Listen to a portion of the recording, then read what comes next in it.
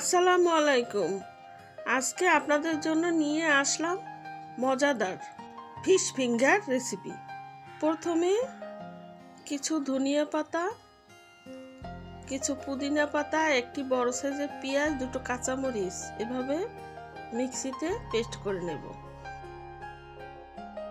তারপরে যে কোনো বড় সাইজের মাছ এভাবে উপর থেকে চামড়া ছাড়িয়ে তারপরে এরকম লম্বা লম্বা চিকন চিকন করে কেটে নেব।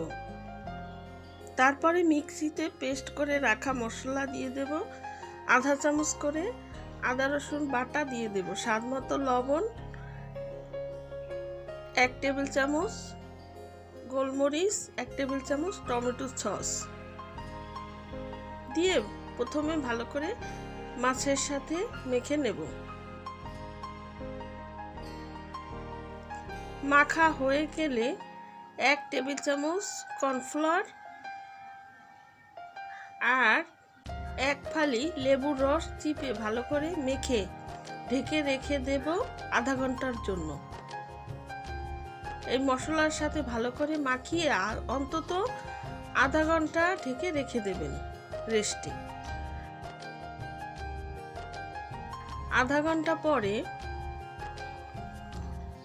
ঢাকনা তুলে আবারও ভালো করে মশলার সাথে একটু মেখে নেব। তারপরে এভাবে একটি পিস নিয়ে শুকনো, এখানে আমি 2 টেবিল চামচ ময়দা, 2 টেবিল চামচ কর্নফ্লাওয়ার মিলিয়ে নিয়েছি। 1 পিস মাছ এভাবে শুকনো ময়দায় গড়িয়ে তারপরে একটি ডিম ফেটে নিয়েছি।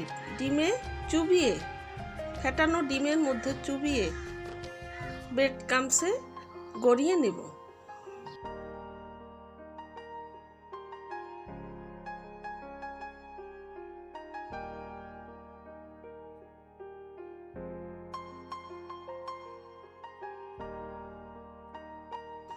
এভাবে করে আমি প্রতিটা পিস গড়ে নেব।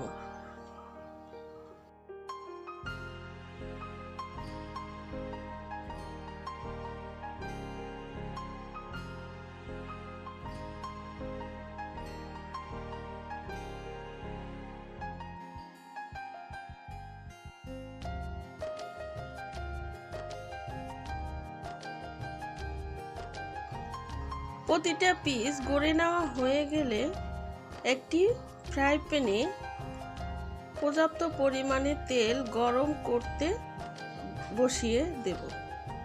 মিডিয়াম আঁচে গরম হয়ে এলে তার মধ্যে ফিশ ফিঙ্গারগুলো একটা একটা করে এভাবে দিয়ে দেব। মনে রাখবেন চুলার আঁচ মিডিয়াম আঁচে রাখতে হবে। আস্তে আস্তে উল্টিয়ে পাল্টিয়ে লালচে করে ভেজে নেব। ভেজে নেওয়া হয়ে গেলে একটি স্টিনারের সাহায্যে এভাবে তুলে নেব। তৈরি হয়ে গেল মজাদার ফিশ ফিঙ্গার রেসিপি।